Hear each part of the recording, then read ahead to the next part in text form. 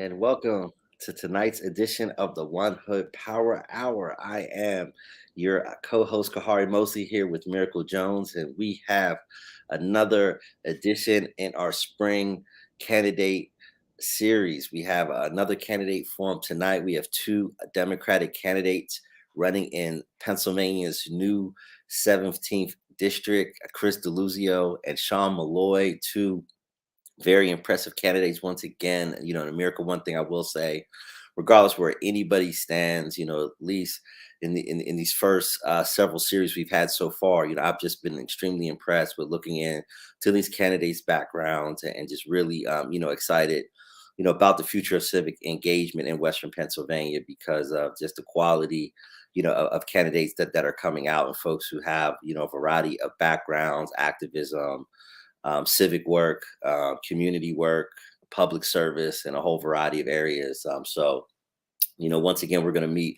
two more fine candidates talking about their vision for the Pennsylvania 17th district and just a little bit of background before we get into some headlines and then bring on our two candidates for this evening. One point of note, there was a third candidate that was promoted to be here tonight. That was Mr. Murray, and we had got word that once the final tally was made and petitions were turned in and paperwork was turned in, Mr. Murray was not part of the actual candidates in the PA-17. So we have the two candidates who will appear on the ballot in the Democratic primary for PA-17, and that's Chris Deluzio and Sean Meloy. We're really excited to get into that. And this is the new PA-17. This would be considered, Connor Lamb's district currently, but it's a little bit different configuration due to the redistricting, but it appears to be, what I think folks would consider as the one swing district in the western part of the state. It looks like PA-12 is going to be a solid blue district, and the other districts look to potentially be solid red, but this looks like this is the one congressional seat in the western part of the state that could go to either political party. So we're really excited to get into tonight's forum. But before we do that, so much going on in the political world. Obviously, the tumultuous situation in Eastern Europe. We continue to watch from all over the world, but here domestically, we had the first day of hearings for nominee to the Supreme Court, Ketanji Brown Jackson. So, America, any thoughts about the first day of Judge Ketanji Brown Jackson's nomination hearing? Yes, this is, of course, a historic nomination hearing because this is the first African American woman who's been nominated to sit on the Supreme Court. She'll be the first Black woman justice. And so a lot of people are tuning in. She Will Rise has been leading the charge with Sister SCOTUS to support the nomination of Judge Jackson. But again, this can be 1 week, 2 weeks. It could be 3 weeks. We do not know how long this nomination hearing will last. And again, this also comes on the heels of news being spread that current Justice Clarence Thomas was hospitalized with flu-like symptoms. And so there's going to be a lot of attention to the Supreme Court. Again, the Supreme Court is considered the highest, authority legally in the land. And so they make the decisions, they rule on cases, and what the Supreme Court rules on basically is deciding and interpreting the laws as they are in the judicial branch. And so this is a very interesting case. We know that a lot of statements were made during this hearing, kind of removing themselves away from some of the comments that were announced when Judge Jackson was first announced. And so a lot of people are paying attention to see what the questions are going to be, how the Senate is going to engage Judge Jackson, because again, there are a lot of people who for again because it's election year, are trying to find ways to discredit her and try to say that she's not qualified in various aspects. What we saw today is a lot of people on both sides of the parties talking about how qualified, how she was a good candidate. There are just some issues around her legal interpretation. And so we're seeing that the language has already changed. So, again, if you have some time, watch the hearings. They're airing live on all the major news channels. We always watch C-SPAN in the evenings as well. They'll rebroadcast them, and they're actually still going on, I believe, some parts right now. So it's an all day hearing. They do introductions today, and they'll start the questioning tomorrow for the Judiciary Committee. So that is what's going on with the historic nomination today. Yeah, and other local political news, there's a lot of scrutiny over the petitioning process in the PA-12 congressional race, where Chuck Pascal, a very well-known elections attorney working on behalf of Summer Lee's campaign, has made some allegations toward Steve Irwin's campaign, saying that there was a number of improper signatures, including a local federal judge who claimed that she did not sign the petition, but her signature, at least it appears her signature, what was on the paperwork. So there was a lot of, local news coverage of this over the last several days, and I would imagine over the next several days, if there is I don't know if there was a formal challenge. I believe there was, but again, I was traveling this weekend, so I'm just getting back to speed, and but I do know that that it has been, a very big local story. So that's something that we will continue, to follow as well, here at the Power Hour, to see how that plays out and if it has any impact on the Irwin campaign, or if the campaign could move forward. And obviously, there was a tweet that Darwin Lueba set out, a well-known political operative, particularly from the progressive side, of the Democratic politics, said that there was a push poll that went out that he was attributing to Steve Irwin. I don't think there's been any, third party or independent parties that have been able to confirm, the existence of this poll, or can confirm, who was the source, of the poll. So that's something else we'll continue to follow. But there was some what thought was to be some attacks on Summer Lee's record. So we are in political season. So as the days go by, we assume that things will will go from less civil and cordial to to a little bit more intense as we get closer to May 17th. So anything else in the political world you'd like to bring up, Miracle? Again, Pittsburgh, Allegheny County is going to be a contested battleground area. Pennsylvania is already a battleground state. And just to remind people, politics is what people make of it. A lot of times people try to say politics is it's stressful, it's mean, it's backbiting, but it is basically what people create and make of it. And so we always tell people, come May 18th, we still have to work next to each other, live next to each other, be in the same community as each other. So I know a lot of people, we all want to win the whatever races we're running for, but just to remember that like we're still neighbors at the end of the day, and we can really do politics a different way. So again, we can motivate people to vote. We can bring people out. We don't have to have the negative aspects of politics, because politics is simply getting out there and meeting people in your district and getting them to vote for you so you can represent them. It's as public servant as public servants can get. And so just remind people, we know it's stressful, but again, we can make, politics fun and ethical and community based. So just to remind people, of that, and as we come down to the wire and get to the May 17th deadline. Sure. One other interesting thing that I saw come up in more national coverage of Pennsylvania politics was apparently there's a PAC that is going to be supporting, Connor Lamb. And for those who don't know how the kind of federal landscape works, citizens and groups, interest groups that favor a particular candidate, can create these independent PACs, not affiliated with the campaign, and do work uncoordinated with the campaign that they feel, would benefit the particular candidate, of their choice without working directly with or through the campaign. And apparently, there is one of these political action committees that wants to support, Connor Lamb, that did some research and said that, basically Connor Lamb's going to have to go on the attack on John Fetterman to close the lead that John Fetterman has currently in the Democratic primary for United States Senate. And it's kind of made the it's kind of worked throughout the various areas of local politics, and a lot of people have been talking about it. I thought it was really interesting, the perspective of this particular group. And again, this is not the Connor Land campaign. This is a separate political action committee, and and at this point there has been nothing that has come out other than a memo suggesting that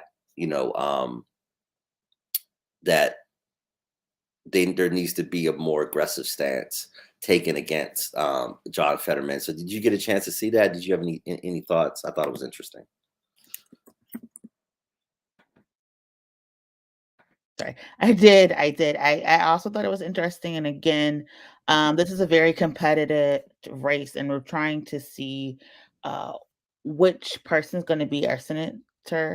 This would again help with the majority in Congress, or actually take away a majority depending on who wins in November.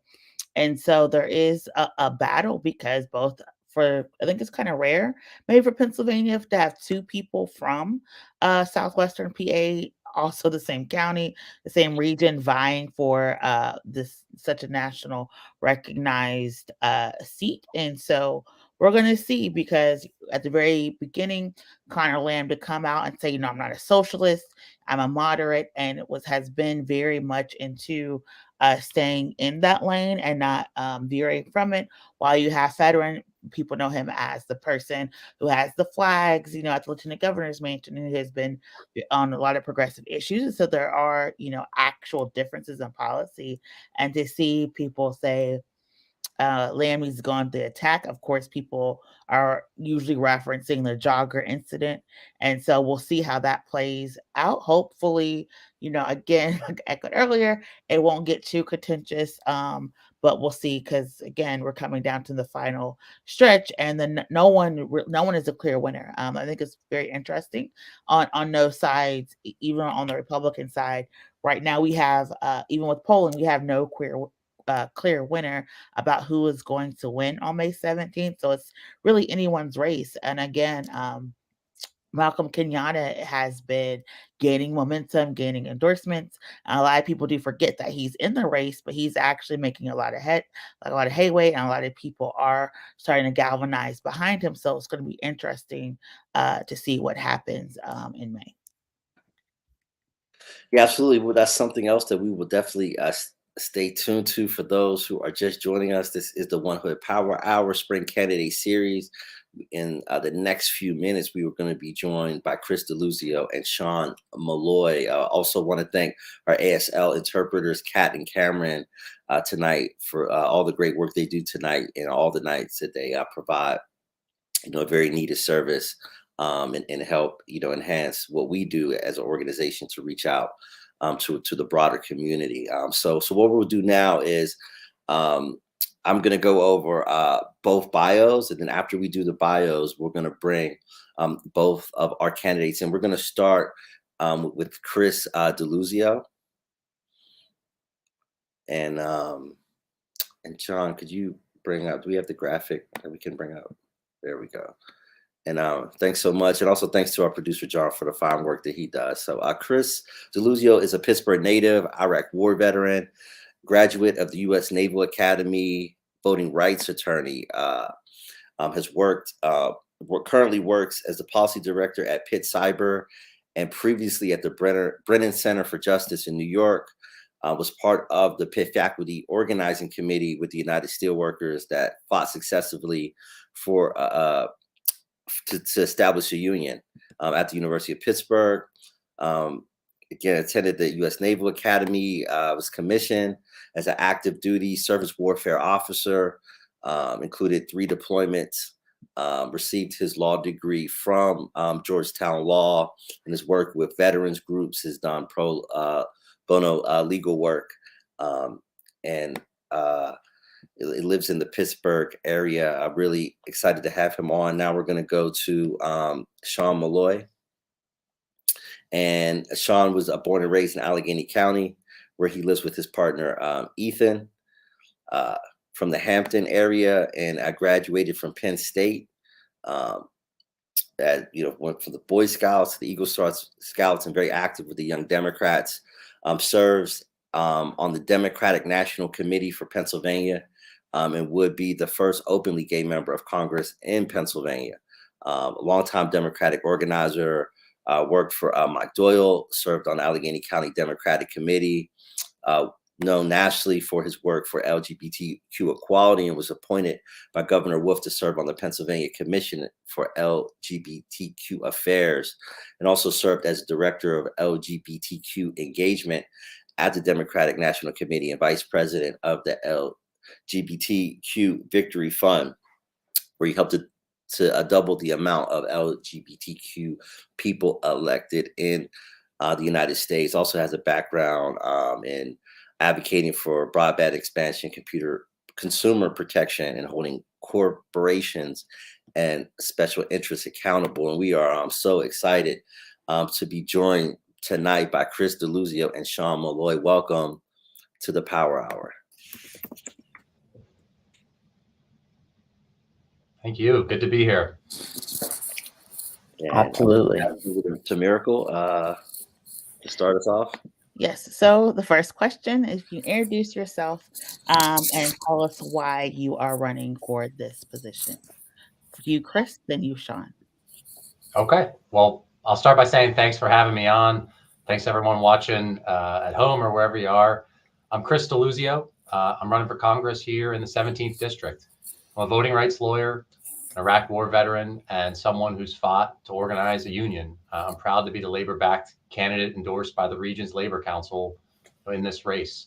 I grew up in Thornburg, west of Pittsburgh, and went off to the Naval Academy after 9/11 attacks of my senior year of high school, something that drew a lot of veterans of my age and generation to go serve. My service took me all over the world, 2 deployments at sea, a tour on the ground in Iraq with the Army. And I eventually became a lawyer, been fighting to protect our voting rights, our civil rights, our democracy, and been working and teaching here at Pitt. And I was proud to have been part of the Pitt Faculty Organizing Committee with the steelworkers, with our coworkers. We stood up and we won the biggest union election win in the country right here in Western Pennsylvania. In my life of service, I've learned a simple lesson about solidarity. You don't leave anyone behind. Doesn't matter where you're from, what you look like, color your skin, who you love, none of it matters. What I see, though, is the radical right leaving plenty of folks behind, trying to divide us on lots of different ways. The same radical right who thinks that profit matters more, right? That power matters more than all of us. They're the folks who think they own the flag. I think that's just BS. It's not patriotic, but profits over people to try to suppress the vote, attack our civil rights, try to take away our health care, make our infrastructure crumble, topple our democracy, go after unions, you name it. So my campaign's about, you'll hear me talk a lot about, is a simple idea of our common good. We're all in this together. We're fighting for our shared prosperity, for basic decency. It means investment in our civil rights, our jobs, our unions, our region, our communities, our healthcare, our democracy, you name it. To do that, we've got to keep this tough battleground district, this congressional seat. I hope I'll earn your trust that I'm the candidate who can do exactly that. I can't wait to tell you more. I'm looking forward to your questions. And thanks so much for having me on tonight. Thank you. Sean? Thanks so much for having me. My name is Sean Meloy, and I'm running for Congress here in the 17th Congressional District. I grew up in the northern suburbs in Hampton Township, and my family stories, like so many, my grandfathers worked in coal mines and steel mills. My parents gave me a good middle-class life.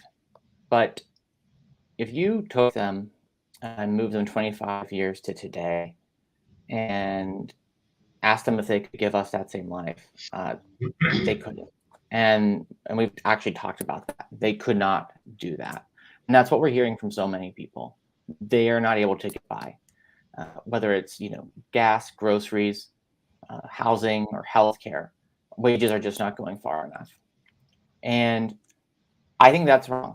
And I think it's especially wrong that while at the same time, the super wealthy are getting away with making more than they ever have before on the backs of those same people. And so I think that's because we don't have a government that effectively represents its people, because it doesn't look like the people it's meant to represent. Majority of Congress is millionaires. And so when it comes to urgency and actually solving problems, they're going to be fine. They're never going to be facing the issues of high gas prices, high prescription drug prices, right? They're driven places, right? They don't have to worry too much about infrastructure.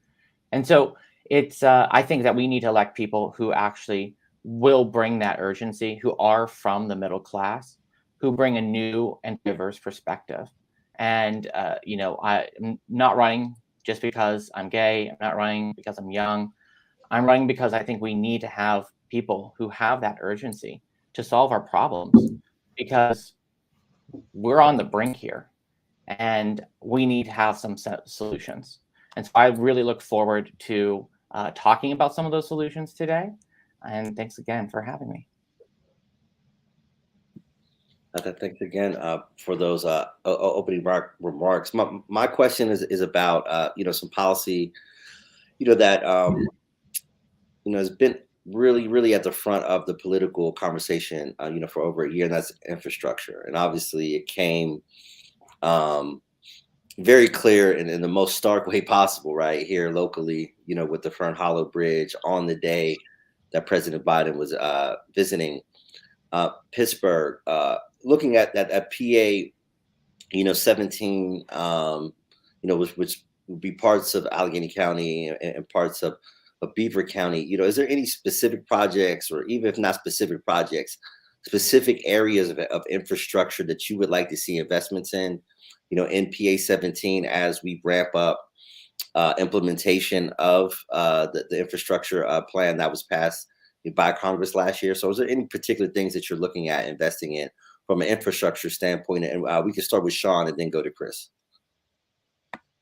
Yeah, we're starting from so far behind because of the lack of investment in this area. And so there's so much catching up to do just to fill the potholes, to make sure that, the roads are staying up, the bridges will stay up. And so, it's hard to be, really thinking forward. But I think one of the areas we really need to focus in on is on mass transportation. This is something that people across this district have consistently talked to me about, whether they live east of the city, or south of the city, or even in Beaver County. There's only so many bus lines. There's only so many areas that are served by mass transit. And that is a problem, right? Not only for our economy, but also for people to actually have a fair chance of getting a job and going the places they need to go in order to thrive in our counties.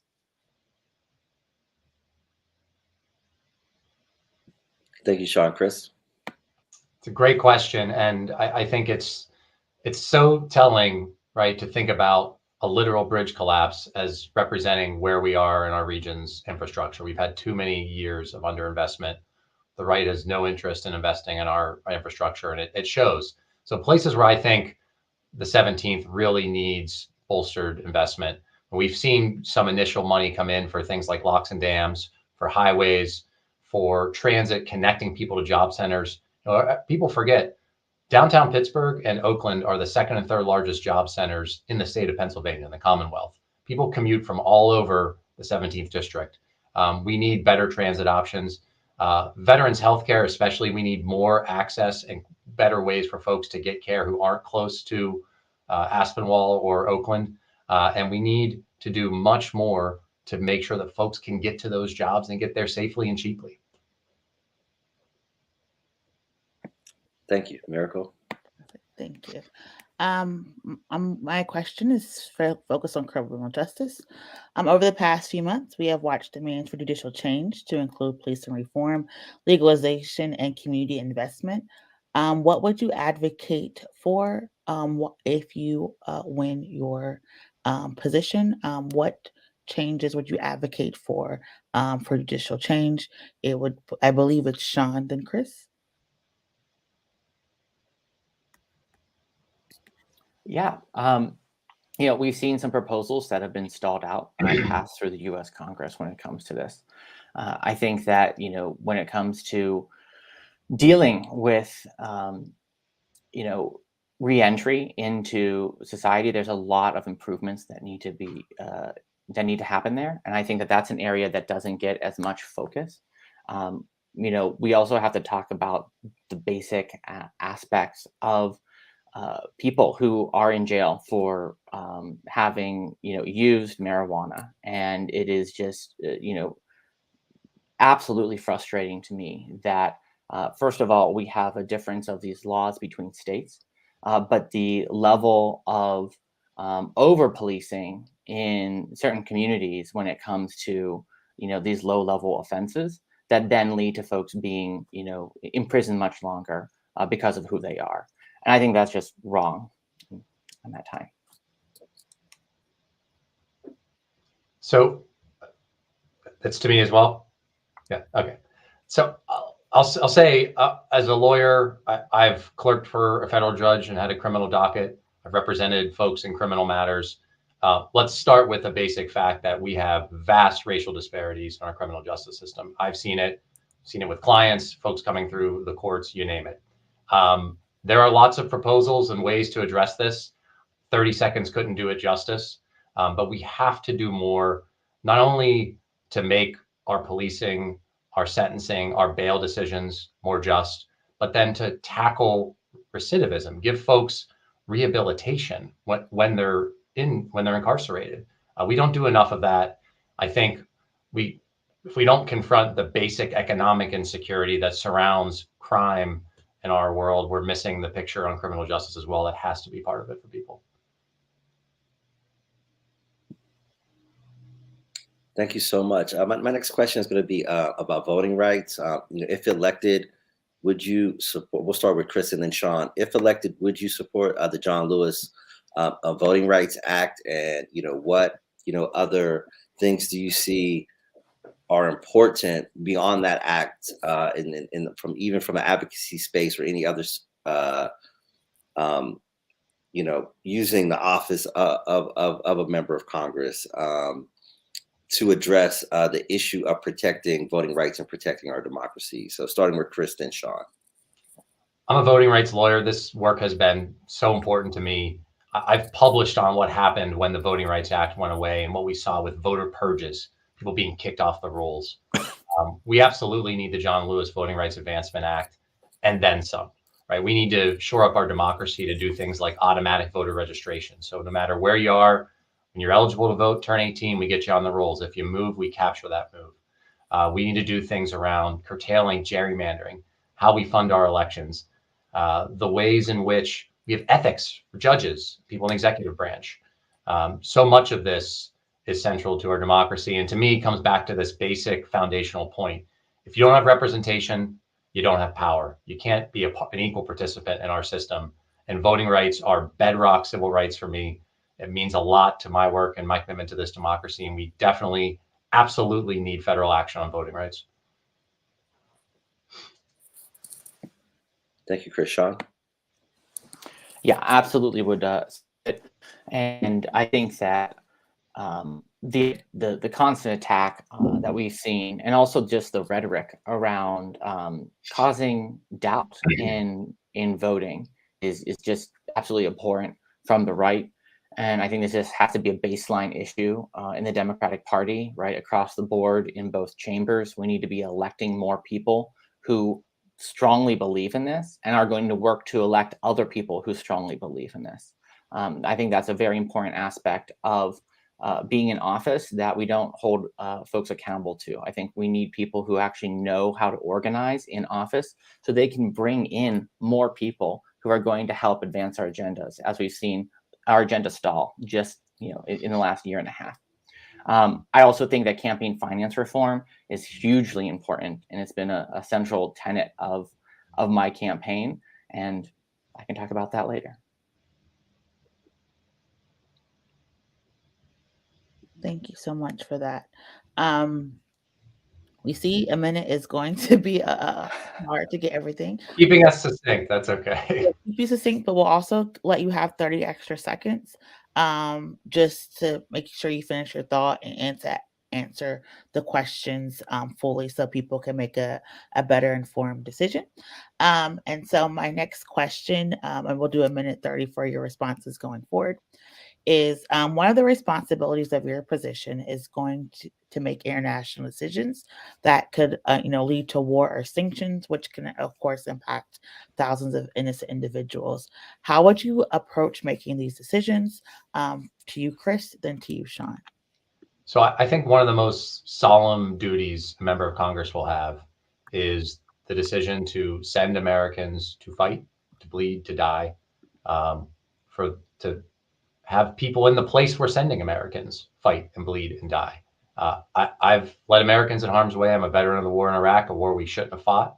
Americans and Iraqis suffered tremendously there, as they always do in war. So I think that you've got to be ready to carry out that duty. I take it very seriously. I would never vote to send Americans to fight if I weren't willing to look every single person in this room, on this Zoom, in this district, in the eye and say, I think your kids should be willing to risk their lives and maybe die for something. That's the test we ought to pass if we're going to send Americans to fight. I think too many people forget that that's what's at stake, and I never will.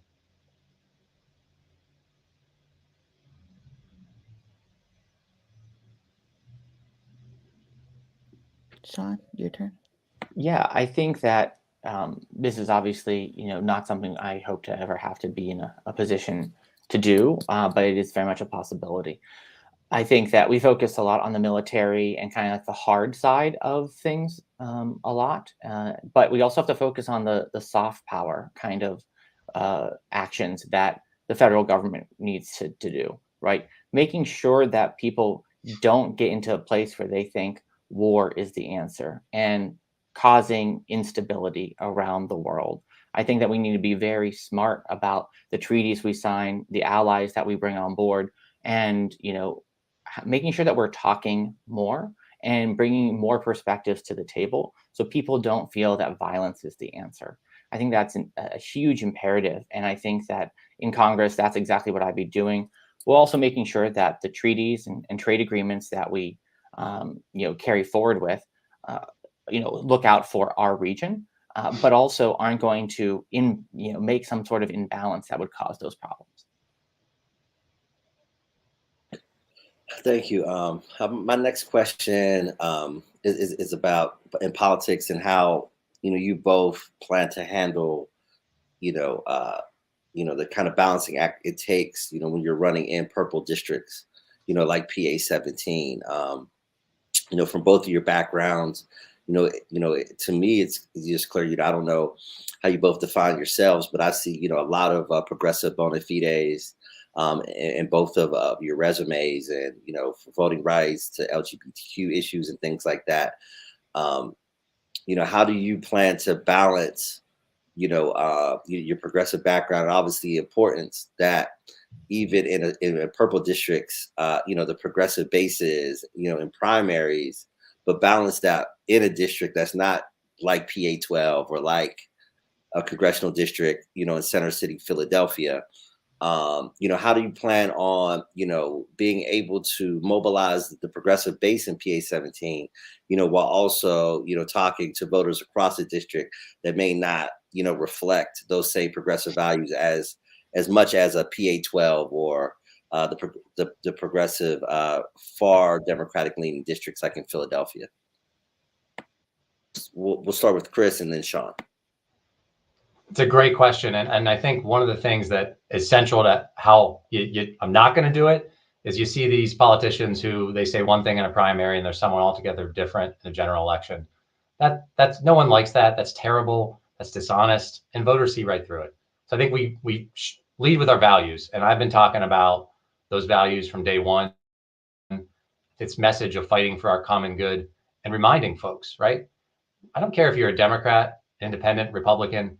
You don't like getting ripped off on your prescription drugs. You don't like having health care that puts you into bankruptcy if you can't afford it or you got bad coverage, or even if you have coverage, but it's no good. You don't like to see bridges collapse and have infrastructure that doesn't work. You don't like to see jobs ripped away. You don't like to see unions attacked. You don't like to see basic core civil rights under attack. And I remind folks, and I hear it not just from Democrats, there are a lot more of us around here, all over this country, who are committed to our society, to our democracy, right, to the ideals of our Constitution, than there are those who want to rip it apart. And I think that's central to all of us as Democrats and Americans, and a message we take to voters, no matter you got a D or an R next to your name, and we can hold a district like this, unified as Democrats, with folks joining us from all parts of the country and the party. Sean? Yeah, I think that this is a really important consideration in this race. I think that we need to have someone who's going to not only excite people to get out and vote, and I think people are looking for something different.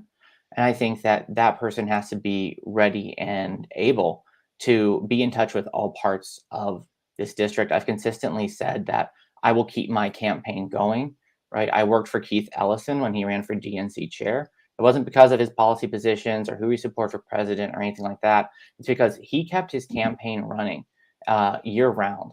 And I think that's going to be important. This district has moved and become more democratic, not only because of redistricting, but because people's minds are changing. And that's because we've had Democratic parties that have been organizing in the northern part of this district, the southern part of this district, all across this district in Beaver County.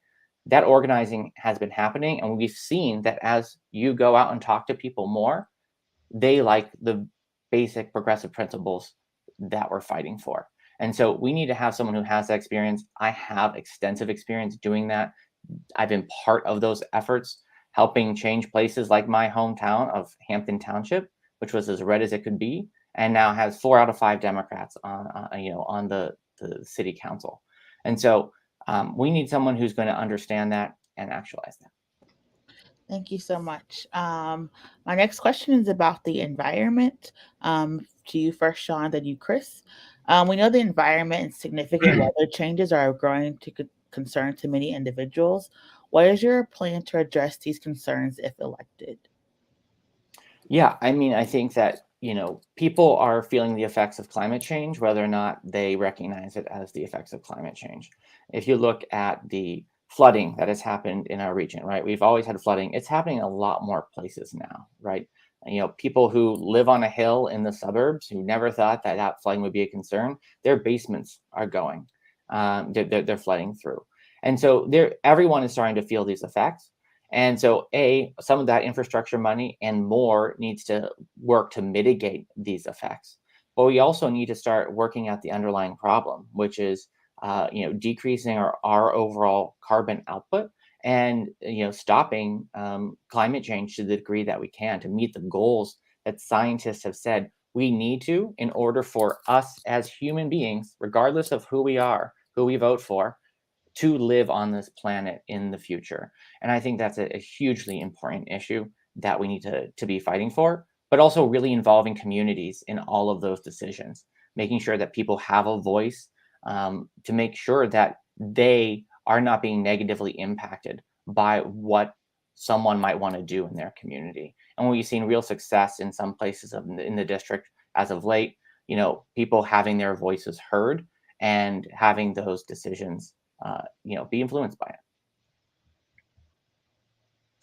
Yeah, I sometimes feel like there's this false framing that I reject of, well, can we have clean air or water or can we have jobs? And the answer is we should have both of those things, right? That is what we ought to be fighting for as Democrats, as Americans. It's what I'll fight for. You know, we saw even this past fall when there were hurricanes in the Gulf Coast, flooding in places like Oakdale. We saw businesses overrun, right? People are experiencing climate change in real time in Western Pennsylvania, not just on the coast. We can't bury our head in the sands the way they're in the sand, excuse me, the way the Republicans would like us all to do. It's just unsustainable. I have kids. I want them to have a planet they can live in and thrive in when they're adults, as everyone does. And we have to make sure that, you know, we have an economy that is putting us on a path to having reducing our carbon emissions and having an environment that we can live in. That requires us to continue to have a sane and smart energy policy, to think about the geostrategic effects of that, to protect sources of that aren't adding to our carbon emissions, like nuclear, which is a part of our region, right? People often forget that we have 30-40% of the grid in Pennsylvania relies on nuclear energy. Well, that's got to be in a net carbon zero future if we're gonna have one. So those are all considerations for me, and we basically have to be focusing on economic security and clean air and water, and never think we can only do one.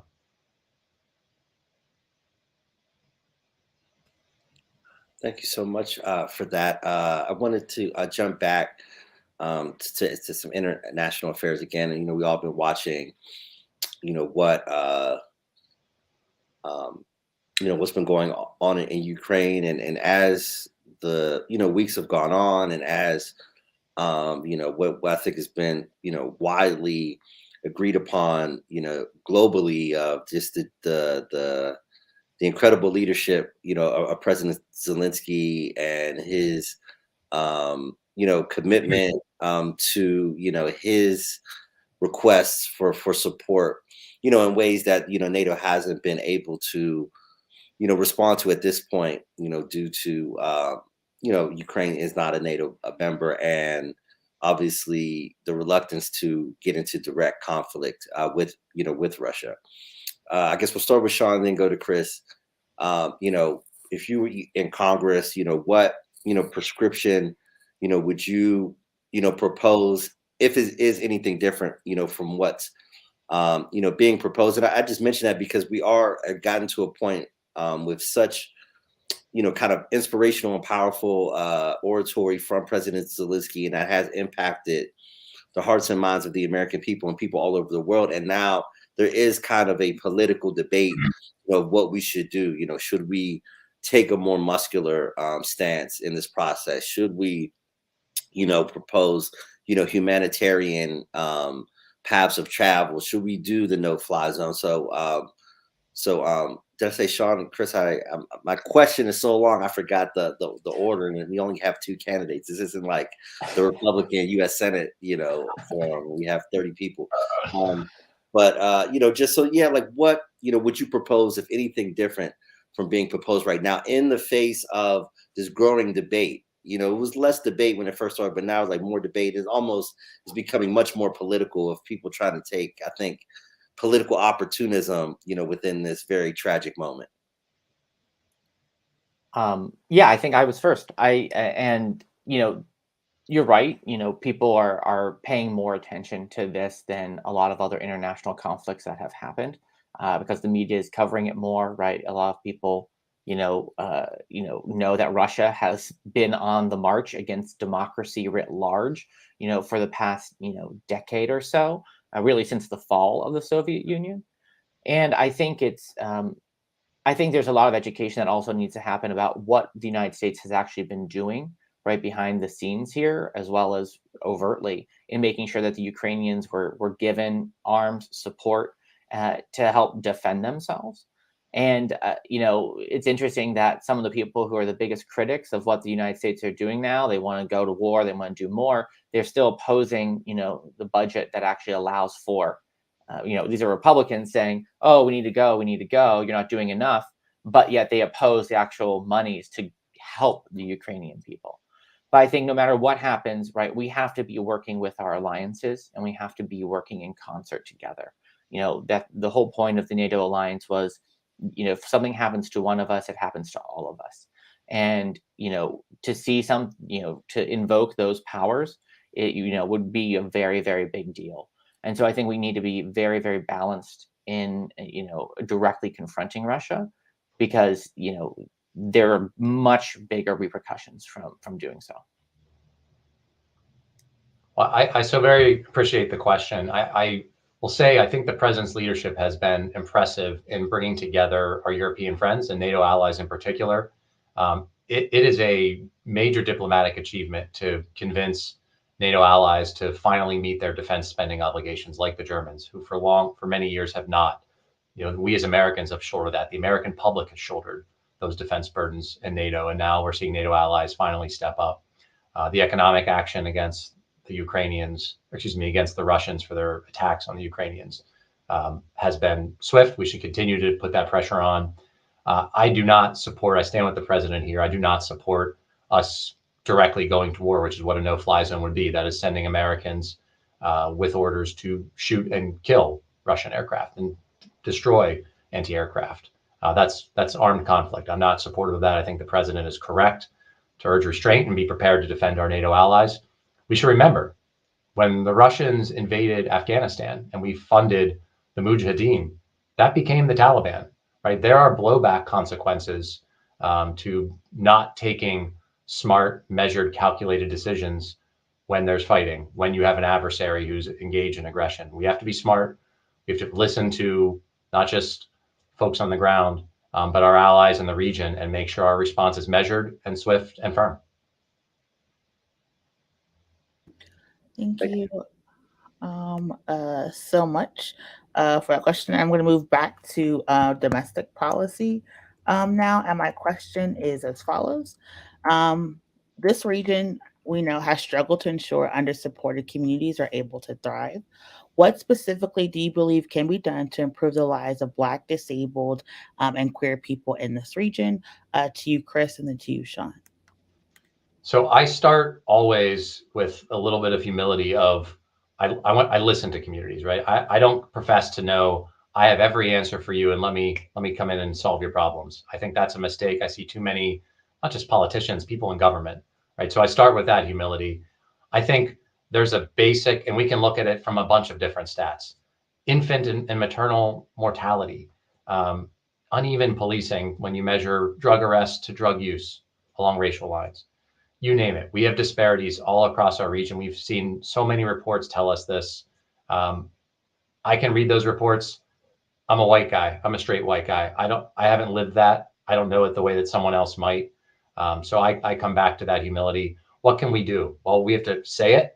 We have to know that it exists, and then confront it head on, informed by the communities we're talking about, what they think they need, where things are falling short, where the investment is missing, where that investment ought to be, whether it's on basic issues around jobs, infrastructure, safety, schools, having water that doesn't have lead in it, you name it. Those are all failures of policy that we have to confront, and ought to be informed by what people in communities say they want and what they need and what their priorities are.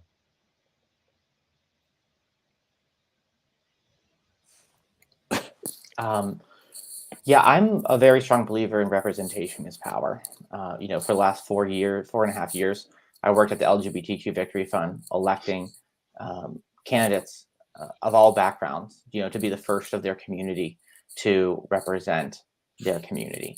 And I think that that's something that we need to do a better job of, right? We have so many municipalities, and I think that so many of the governments here do not match the demographics of their municipalities. Young people are largely not involved. LGBTQ people especially are underrepresented in government in Western Pennsylvania, even though we have so many opportunities. And that means we have to be working to make sure that those voices are not only lifted up, but supported, and recognizing the actual issues that are facing those communities. And, this district now has Wilkinsburg, right? In one of the only minority majority, municipalities in Western Pennsylvania. We need to be making sure that, voices are heard across this district and across our region, and that we have leaders that are going to pipeline people into those positions, because that is a type of leadership that I think has, not necessarily been at the forethought for folks who have been elected. And I think that that's actually a really important aspect for leaders in this time. Thanks so much. My next question is an economic question, and we'll go Kristen, Sean. Sean, you brought up, Wilkinsburg, and before I joined the One Hood family of organizations, I spent 7 years with the Blue Green Alliance, working in communities, all over Western Pennsylvania. And one thing, at least, that I noticed was, there wasn't too much different, with the Rankins and the Wilkinsburgs and the Aliquippas and the Beaver Falls, and a lot of those communities in Beaver County, which shares, even in Fayette County and some other places, which obviously aren't part of PA-17, but it shares a certain theme, of as certain parts of our region, have really thrived over the last 15 to 20 years, with the eds and meds and really the economic transformation, and that many parts of the Pittsburgh area, have benefited from. And just as those areas have benefited, many of those communities that potentially one of you two will represent, like in Beaver County and obviously parts of Allegheny County, haven't really realized that same, level. So it's also a class thing, how we talk about how, Pittsburgh region has been doing well, but we know, African Americans, lag behind indicators, regionally. But, it also cuts around class, and there's communities in PA-17 that haven't realized that same progress that so many parts of the greater Pittsburgh area have. Do you have any plans or anything that you would like to do that you think could kind of close that gap and bring some of that prosperity, from, Oakland and downtown and Shadyside at Squirrel Hill and Wexford and Hampton, and bring that to Wilkinsburg, and bring that to Beaver Falls, and bring that to Ambridge and Aliquippa? What potential proposals, would you have in mind to address that disparity that we even see on a community and class level throughout our region? Kari, was that to me first? I'm sorry, I forgot. Yeah, Chris. Yeah, I'm sorry, Chris and Sean. I keep having. Well, thank you. So, a lot of the places you listed, right, are places that we would say deindustrialized, as though something happened to them. Well, I flip that around. The mills and the jobs didn't just disappear. They were taken away by policy choices, right? Policy choices that said, we're going to let you chase cheap labor in the anti-union South. We're going to sign bad trade deals to ship your jobs overseas. It's not to say that even when the mills were humming, economic opportunity was even. It wasn't. We had sexism and racism and all the things that we're still fighting. But I think if we don't confront that choice, right, that these jobs were taken away and the economy that's replaced it has been incredibly uneven, all while we've seen union power decline, right? Unions have been facing hostile judges, hostile laws, and we look at union participation, what it used to be in the manufacturing and steel economy here versus now, it's declined. And so to me, the answer is we've got to give unions a chance to push back so workers in any part of our economy can have dignity on the job. We got to make stuff here, right? We're relying on far-flung overseas supply chains. We're feeling the cost of that. And we're seeing corporations that have consolidated and gobbled up each other and their competitors, all to put workers in a really tough spot. We've got to take all of that on if we're going to give people a chance in the places that aren't just Oakland and aren't just downtown Pittsburgh to have real economic security. Sean? Yeah, this is really important issue, right? I mentioned earlier, right? Most people are struggling, right? Overall, and that's because of healthcare, that's because of housing. And so when it comes to, innovating and trying to start a small business or, go get education, so many people are just unable to do that. And I think that those basic economic underpinnings of our society need to be recognized and addressed, especially in the areas that have been impacted by racism, right? And I think we need to make sure that there's specific focus there. One of the best parts of the American Recovery Act, right, to help combat, the economic problems of COVID, was specific small business investment in helping making sure women and minority-owned businesses were protected, but then also invested in. Those are programs that I think the federal government needs to step up. We also need to have better data around these things when it comes to the actual impact of mass transportation in communities, and whether or not they're able to get and go where they need to go for economic success. Thank you. And stay with you, Sean, and follow up with you, Chris. It's going to be another economic question. Student loan debt and medical debt is causing millions of people to be unable to fully economically contribute and basically generally participate in our society. How will you work to address the social debt? You, Sean, then you, Chris. Yes, student debt, has been very much a topic, right? I think that the federal government has the opportunity to forgive a lot of that, and I think that that could be a boon to a lot of people who are struggling. And so I think that that's the first thing. We also need to make education writ large more affordable, so people don't have to go into debt. And the same is true for healthcare. The fact that people have to go into debt to actually live is pretty preposterous. And so we have to make sure that we are reforming both of those underpinnings that cause these problems, or else they're just going to keep happening. People are just going to keep going in debt. And so I think that's a first step. Not that those are easy steps, but we have to make sure that we keep our eyes on the ball. But when it comes to medical debt, it's interesting that when someone gets sick, in the richest country in America, that the first thing people do is a GoFundMe, because they know how expensive this is. The problem is going to be, how the problem to pay for it. And so I think that we really need to make sure that we make healthcare affordable writ large.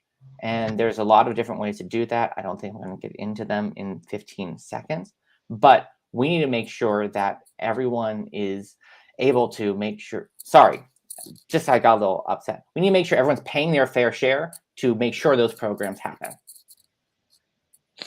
We appreciate your passion. I stood with striking UPMC workers this past winter on Grand Street, railing at UPMC about many things, to include the fact that their own workers are saddled with medical debt. That's obscene. That should be illegal in this country. I'll fight for universal health care, so that there's not a single person ever in America, no matter who you are, whoever has to choose between bankruptcy and going to the doctor. It shouldn't happen, period. And I think if we can't confront that basic fact in the richest country in the history of the planet, we are having a moral failing as a society. And I think about whether it's your medical bills or the cost that it takes, the cost that you have to bear to get an education, to fight for an apprenticeship, to head to community college. Doesn't matter. Any of those things. We underinvest as a society, I think, in all of those things. I think the administration has been smart to pause the interest on student loan payments. Well, that's a piece of it. It's not quite all the way there. The administration ought to be exercising its discretion as best it can to look at relief of student debt. The Congress ought to be part of that. And we ought to be doing things in the Congress along with funding apprenticeships, community college, and higher ed. Those things have to be together in the conversation to attack this problem head on for all people in our society. Thank you so much for that. And again, for those just joining us, we are in a few minutes of our candidate forum with two fine candidates, Sean Meloy and Chris Deluzio, both running on the Democratic side for PA-17. And my question is kind of like about the political environment. The media and pundits, are saying that Democrats and Joe Biden are facing strong headwinds. And that may have changed a bit. I think this was probably more of the narrative 6 weeks ago, 5 weeks ago, before, war broke out in Europe.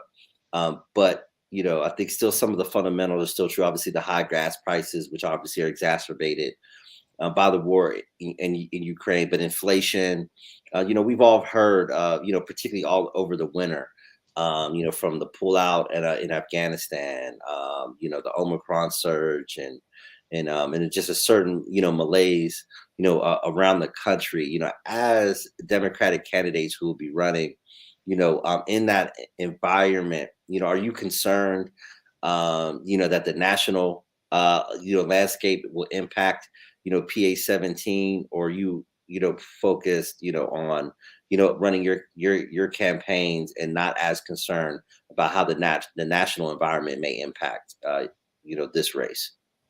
We'll go Sean, then Chris. Yeah, I think, in order to get to the fall, you got to win the primary, and that's been our focus. And I think we have a distinct choice in this primary. And I think that winning in the fall is, informed by the candidate we choose. I think that it is going to be a tougher year for Democrats, whether it's our fault or not. The Republicans are really good at messaging, even though we are right on most of the issues. I'm a candidate that will take that right back to them, right? Make sure that they are exposed for what they are, as well as, I think, invigorate our base. We need to make sure that we are putting something different in government. And I think that's what people are getting excited about. We've seen this across the country in the last few cycles. Even while there was an anti-Trump effort, people wanted a government that looked more like the United States. We're on our way. We're nowhere near there. And I think having a candidate that will excite that base will make some history as a young, middle class, first LGBTQ congressperson would help in that excitement. But also having someone who has run campaigns and helped make sure that that message gets delivered and through organizing in all parts of this district, and making sure that we are actually able to win the hearts and minds to get people to come out to vote. The votes are there. We need to make sure that they come out. So the Republicans, frankly, have nothing to offer our region and most people around here. What they will do is try to divide us with dog whistles on all of the isms we can think of. And at the end of the day, they do that to divide us, right? They want to divide us on every line they can, because they know that their core purpose is to serve corporate power, corporate profits, protect the rich. That's what they're about. When we are together, we are strongest, and we are fighting as Democrats for the things that are popular, not just with Democrats, with voters all over the political spectrum, right? They know that healthcare being a ripoff isn't good, that your life being too expensive, our infrastructure collapsing, you name it. We as Democrats are fighting for the stuff that people care about. Forget what they say on Fox News. They want to divide us so they ignore that basic fact. And we've got to remind them of that. That starts with unifying our party. That starts with having labor with you. You don't win in a district like this in Western Pennsylvania without labor behind you. Labor Council's backed me, that represents 135 unions, 100,000 workers in Western Pennsylvania. You need solidarity among all people, not just Democrats. You've got to unify Democrats and convince some folks to cross the aisle. You got to do both of those things. Putting together the coalition can do that. We've got to remind people every day what we're fighting for and what Republicans are. When that's the test, they're going to choose us every time. Thank you. And our next to last question before you do your closing, it's kind of a wrap up question. But outside of the outcome, of course, what is the hope, legacy that you would like your campaign to leave in PA-17? Go to you, Chris, and then you, Sean.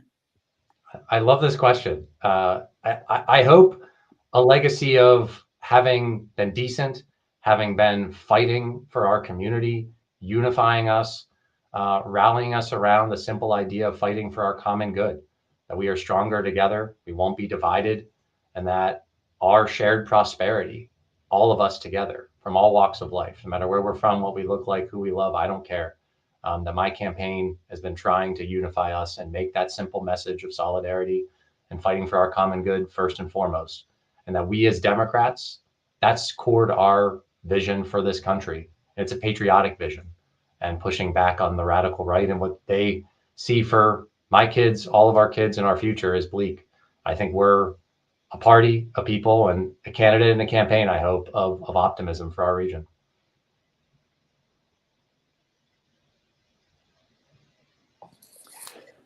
For For me, I think that it's twofold. I think that, we need to be electing more people who are from the working and middle class into government, and getting that message out, I think, is a very important tenet of my campaign.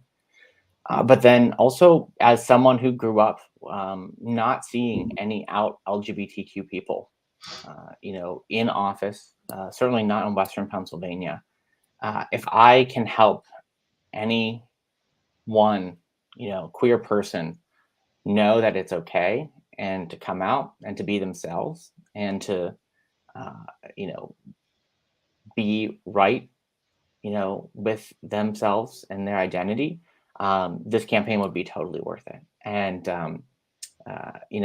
we've already had some stories, but, that if, win or lose, if that impact can be had in our region, I think would be immensely helpful, because I know that wasn't there for me and I struggled. And I know so many other folks did too. Thank you for those. I did have one final question before we go to remarks.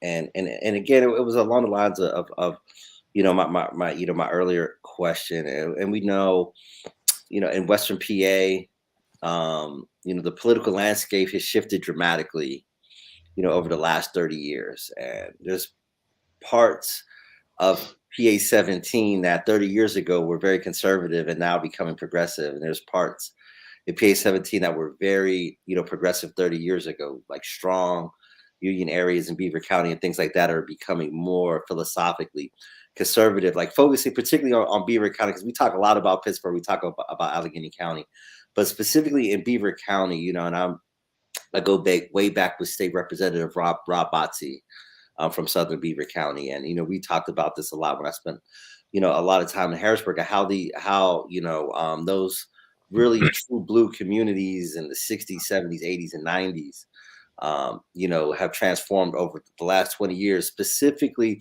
what is your message to those communities, those working class communities, those mill communities that were Democratic bastions of support for so long? And now, they are watching, Fox News, they are, sometimes even watching OAN, and even though their economic interest, lies more in your messages and the policies that you want to promote, they're getting lost in the culture wars. They're getting lost, in kind of the political, echo chamber. So we'll start with Chris and then Sean. What is your message to those communities that have been forgotten, to sell, your message, of your democratic values, back to those communities that have many ways, kind of lost touch with the Democratic Party? Well, I start with the message of I haven't forgotten you. I don't think we as Democrats have forgotten you. I think we talked about it a bit earlier too.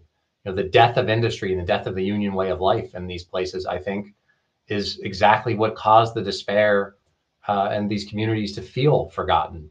Especially you're talking Beaver County, right? We saw the mills and the factories close. That happened because of bad policy choices. So what's my message? My basic message distilled down: I'll fight so we make stuff here, so that the union way of life is strong again in Western Pennsylvania, and that we have economic security all over this district, all over this region, not just the eds and meds economy. We ought to be making things. We ought to be investing in our future, our manufacturing, our regions, and our communities. And the stuff we make, we ought to be making it with union jobs and union labor. That's my message.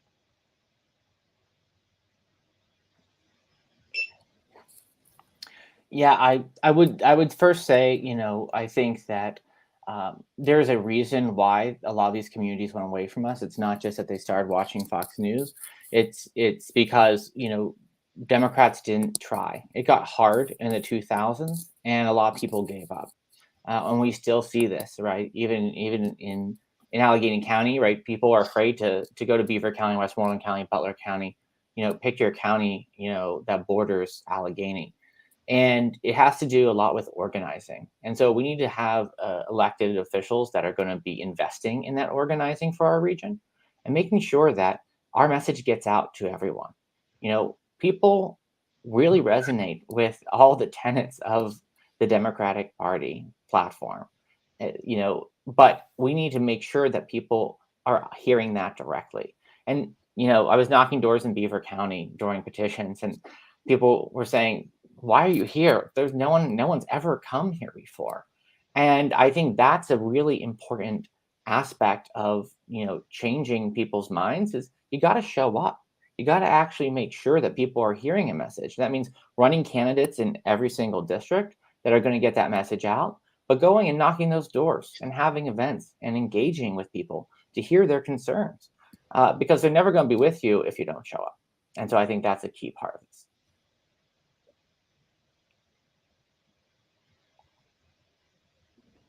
All right, thank you both. And with that, we're going to have 2 minutes for each of you to do your closing message. Go with you, Sean, then you, Chris. Yeah, thank you so much for this. A minute is tough, so thanks for making it a little longer. But I hope through this you've seen that I'd be bringing a new voice to Congress, a new and different voice, and I think that that's really important at this moment. Things aren't working for working and middle class people, and I think a large part of it has to do with who actually makes up our government, and that's exactly why I stepped forward. That and fighting for the families like mine who, were able to survive and thrive and couldn't now. And so, I ask, if you have any other questions for me, right, you can go to our website. You can find out about more of the issues, find out more about me, ask those questions. I'm a very strong believer in being accessible. And so would happily answer any further questions folks have. And really would like to ask for your vote on May 17th. That's the primary. There's worries that this is going to be a low turnout election because people are confused about the districts, right? The Republicans are, going crazy on the TV, but the Democrats aren't really talking about our primary. And I think that that's important. And your voice and your vote matters so much. And so I ask for you not only to just get out and vote, but also for your vote. Thank you. Well, thank you so much for having me. Sean, this was a great and excellent forum and discussion. I really enjoyed it. I hope you got a sense not only of who I am and my life of service, but what this campaign for our common good is all about. Here's the thing, right? John Kennedy would say, I'm an idealist without illusions, and me too. I have big dreams. You heard about some of them today. I also know this simple truth. If we're going to deliver for folks in Washington on any of the things we've talked about tonight and more, we have to win this seat, right? This is a district that will determine whether Democrats are in the majority in Washington or not. We're not going to get anything done on healthcare, on our civil rights, our democracy, on unions, infrastructure, you name it, if we can't hold on. I think I'm the candidate who can do it. And we've earned support from elected officials all over the district, from all parts of our party, Allegheny and Beaver County, members of our delegation to Harrisburg, the county council, former U.S. attorney, Congressman Patrick Murphy, Beaver Democratic County Commissioner, and so many others. We've earned the support of the Labor Council, representing 100,000 workers in Western Pennsylvania. You don't win a race like this without labor and workers behind you. We've got the coalition to win. I think, and I'll humbly offer to you, I'll be ready to serve in the Congress on day one. I've organized for a union. I've represented folks in criminal cases and housing cases, try to keep them in their homes. I've served in the judiciary. I've drafted legislation. I've fought for voting rights. I've worn the uniform and know what it is to lead Americans in harm's way. I've worked to protect our civil rights at a time, I think, when that experience is so very badly needed in Washington. So I'm asking for your vote. No one's entitled to it. I'm not entitled to it. I hope I've earned it. I hope you'll support Democrats up and down the ballot in November and in May. Make your choices. Thank you so much for the chance to be here tonight. I hope everyone has a great night. Thank you so much. Sean Meloy and Chris Deluzio, candidates on the Democratic side in Pennsylvania's new 17th Congressional District. Thank you so much for joining us. I really enjoyed this as well. You're two very impressive candidates. Best of luck to both of you. We're looking forward to seeing you on the trail for the next several weeks, and one of you beyond that as well. So, but take care, and thank you so much for taking out the time. We truly appreciate you. Thank you.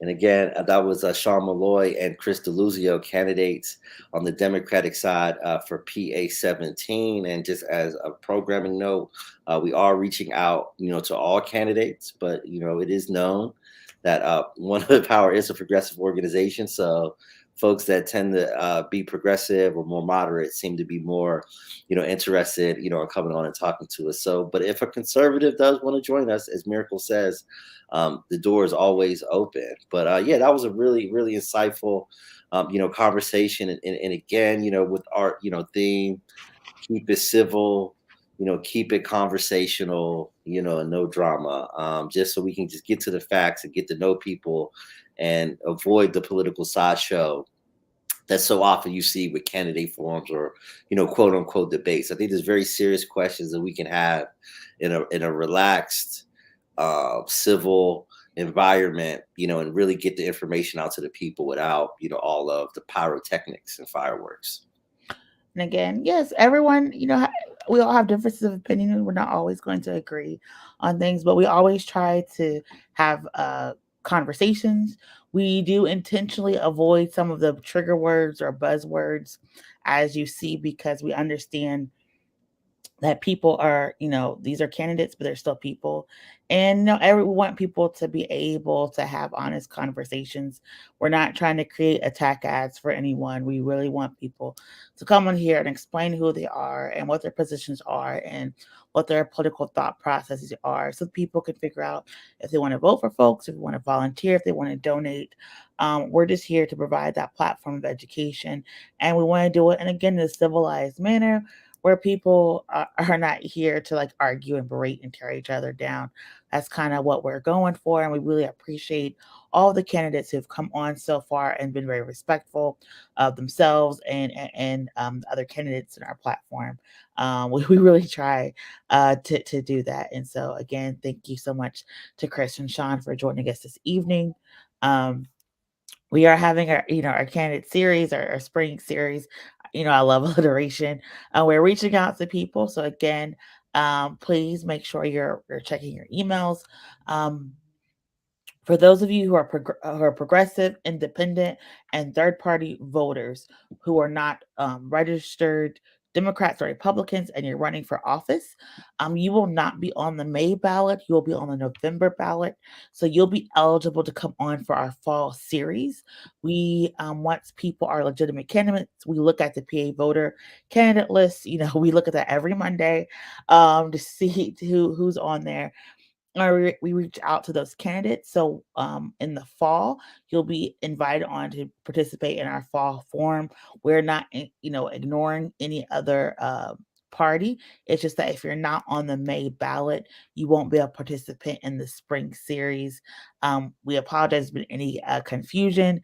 We know some people are running as third-party candidates. Some people are trying to do write-in candidates. Pennsylvania does not do open primaries. So again, you have to run for the November election if you're not a registered Republican or Democrat at this juncture. And I'll turn it back over to you, Kari, for a closeout.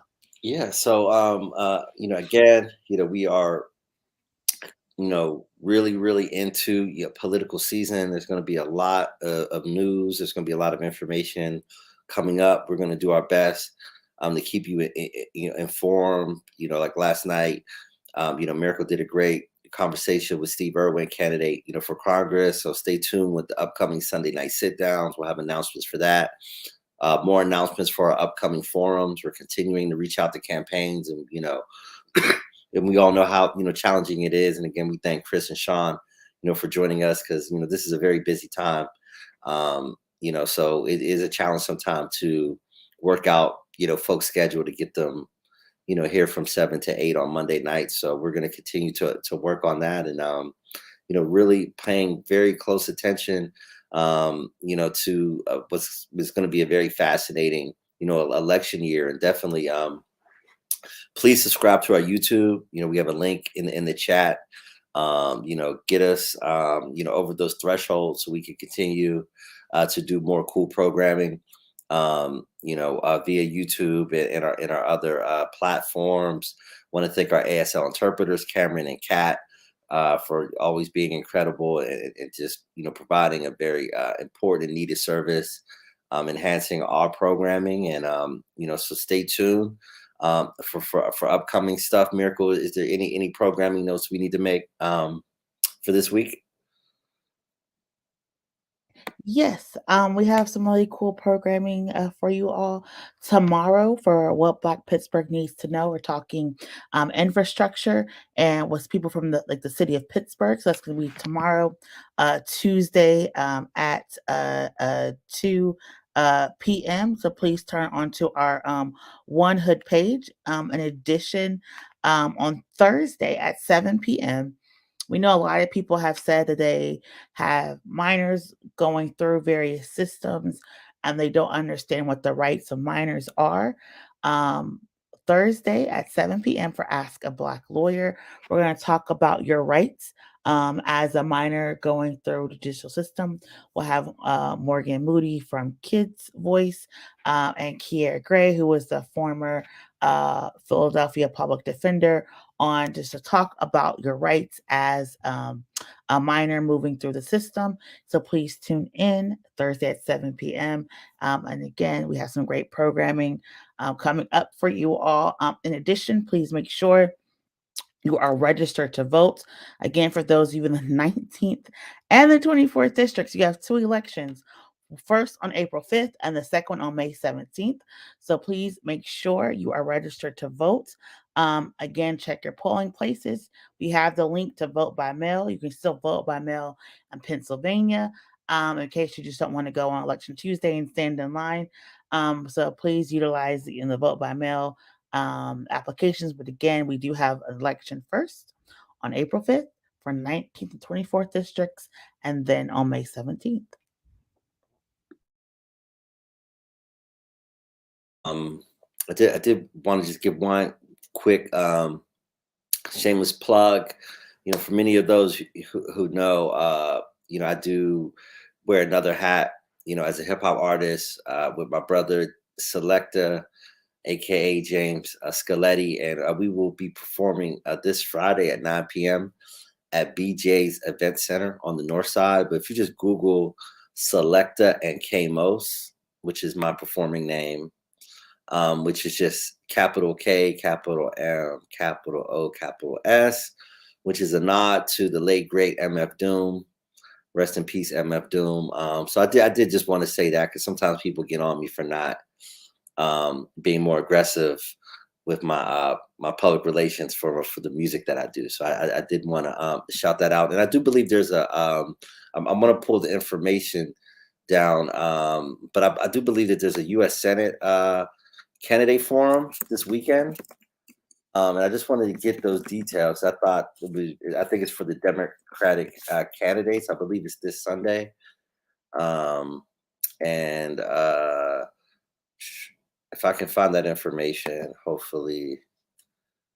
Well, actually, did it already happen? One happened last week at Carnegie. Right, that's what. Yep, that was me. I thought it was Yes, this sir. Sunday. Yeah. I apologize, ladies and gentlemen.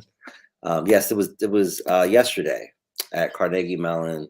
Sorry, I was on a plane yesterday, so I'm still getting my bearings about me. But there was a forum, and I believe there's a forum coming up this Saturday in the Hill District. I'll see if we can find that. I think at Bethel AME Church, with a bunch of groups, and they're going to have Martell Covington, Ariel Abney, and Todd Cogar, Todd Cogar is the Republican candidate in the 24th district.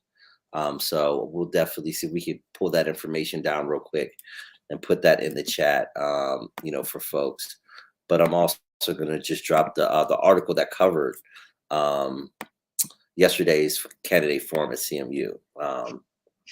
So I'm sure that was really, interesting. And again, just another signal that the political season is in full swing, if you didn't already know. Yes, and we'll put it down. The debate is this weekend, March 26th at Bethel A&E, and we've put that in the chat for you to go and see.